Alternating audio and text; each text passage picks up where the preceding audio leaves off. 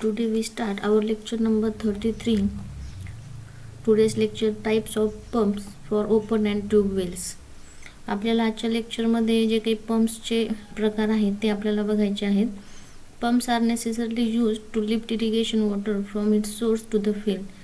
The efficiency of the lift irrigation system is mainly depends upon the application of sound principle in the design and construction of utilization structure. That means well and characteristic of the lifting devices in relation to the source of water. आपल्याला जे काही पंपचे प्रकार आहेत, आपण जे काही pump वापरतो generally जे आपण लिफ्ट इरिगेशन करतो फ्रॉम वॉटर सोर्स, जे काही पाणी उपसा करतो, जे काही सोर्स असेल त्याच्याकरता आपल्याला पंपची गरज लागते. यामध्ये the efficiency of the lift irrigation system is mainly depend upon the application of sound principle. म्हणजे आपल्याकडे कोणत्या प्रकारचं पाण्याचा सोर्स आहे त्याच्यावरती हे पंपचे प्रकार अवलंबून आहेत. Nowadays pump operated by electric motor or diesel engines are used for lifting water in large scale lift irrigation scheme. आता यामध्ये सर समजा जास्त प्रमाणामध्ये जर पाण्याचं अवेलेबिलिटी जर असेल तर सध्याच्या ह्याच्यामध्ये आपण इलेक्ट्रिक मोटार किंवा डिझेल इंजिन जे आहे त्याच्या सहाय्याने आपण पंपच्या सहाय्याने आपण ते पाणी उपसा करू शकतो. The output and efficiency are achieved more using mechanical power lift. त्याच्यानंतर मेकॅनिकल पॉवरच्या सहाय्याने सुद्धा आपण ते साधने त्या ठिकाणी वापरू शकतो.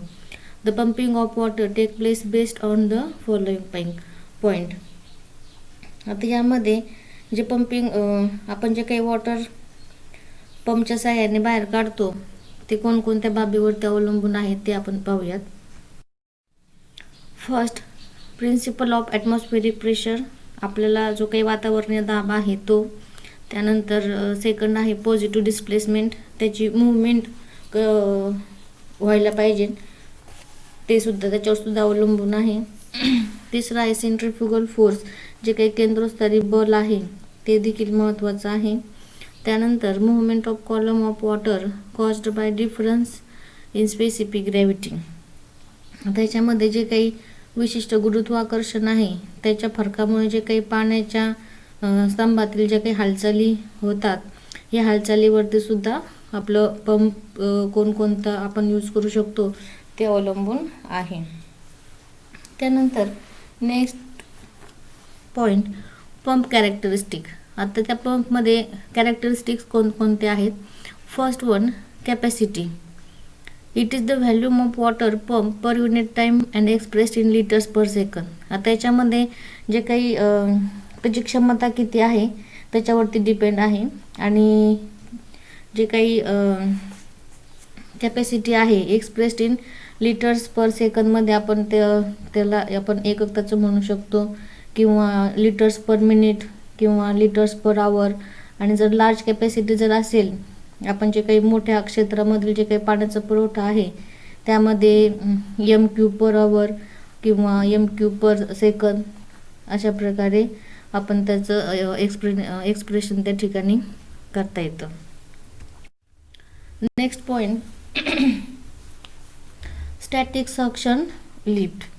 आता यामध्ये suction lift exist when the source of water is below the centre line of the pump and static suction lift is the vertical distance from the source suction water level to the centre line of the pump. आता याच्यामध्ये जे काही static suction lift हे जे काही source suction आहे ते water level पंपच्या मध्य रेषेपर्यंत उभं केलं जातं, त्याला आपण स्टॅटिक सक्शन लिफ्ट असं म्हणतो. नेक्स्ट आहे टोटल सक्शन लिफ्ट. आता टोटल सक्शन लिफ्ट म्हणजे काय. It is the sum of static suction lift friction and entrance losses in the suction pipeline.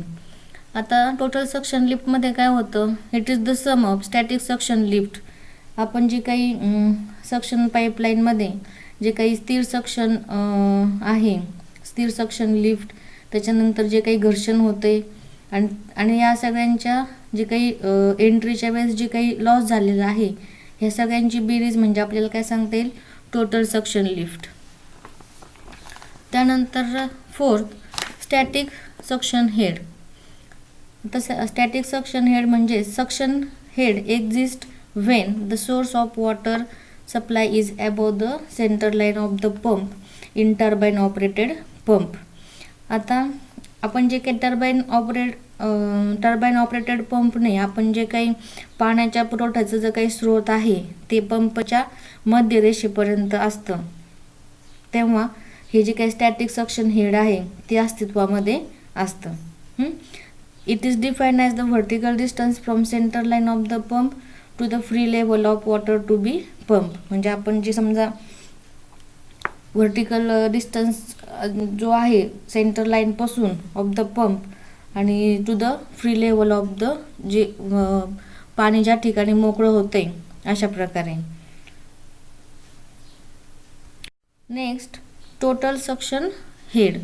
It is the vertical distance from the center line of the pump to the free level of the liquid to be pumped plus all friction losses in suction pipe and fittings. आता total suction हेडमध्ये हे जे पंपच्या मध्यभागी ते pump करण्याच्या किंवा जे काही liquid free पातळीपर्यंत जे व्हर्टिकल डिस्टन्समध्ये किंवा जे काही सक्शन पाईप आहे किंवा जे काही फिटिंगमधील जे काही सर्व घर्षणाचं जे काही नुकसान होतं ते म्हणजे आपल्याला काय सांगता येईल, total suction head. Next, static discharge head. It is the vertical distance from centre line of the pump to the discharge water level. हे जे काही पंपच्या मध्यभागी ते डिस्चार्ज वॉटरमध्ये पर्यंत उभं असतं त्याला आपण काय म्हणतो, static discharge head.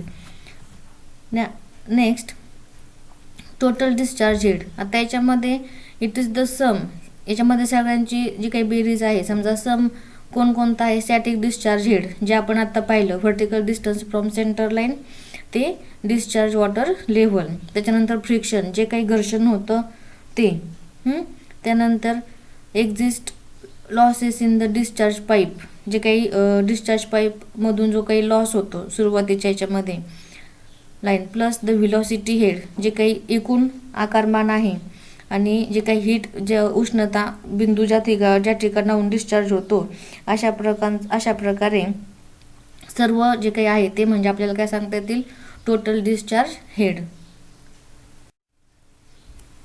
Next principle, total static head. It is the vertical distance from suction water level to discharge water level or sum of static suction lift and static discharge head. आता आपण वरती जे सर्व काही पाहिले त्याचं काय आहे, व्हर्टिकल डिस्टन्स फ्रॉम जे काही मध्यभागापासून आहे सक्शन वॉटर लेवलच्या की ज्या ठिकाणी डिस्चार्ज वॉटर लेवल आहे आणि जे सम ऑफ स्टॅटिक सक्शन लिफ्ट आणि स्टॅटिक डिस्चार्ज हेड. आता प्रत्येकाचं काय काय आहे ते आपण वरती पाहिलेलं आहे, ते म्हणजे काय आहे, total static head. Next, friction head. It is equivalent head required to overcome the friction caused by through pipe and pipe fitting. It is depend upon the time and size of pipe. It is expressed in meters of water. आता friction head जे काही pipe आहे आणि pipe फिटिंगच्यामुळे जो काही प्रवाहामध्ये उद्भवलेला जो काही घर्षण होतो या घर्षणावरती आपण मात मिळवण्यासाठी किंवा जे काही समजा आपण त्याचा उपयोग होतो ते म्हणजे हे फ्रिक्शन हेड आहे. याच्यासाठी फ्रिक्शन हेड आवश्यक आहे. त्या घर्षणावरती जो काही प्रवाहाचा आहे फिटिंगमुळे जो काही परिणाम होतो ते परिणाम न होऊ देव याच्यासाठी फ्रिक्शन हेड महत्त्वाचं आहे.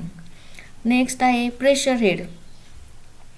It is the pressure in a closed vessel from which the pump take place suction against which pump discharge.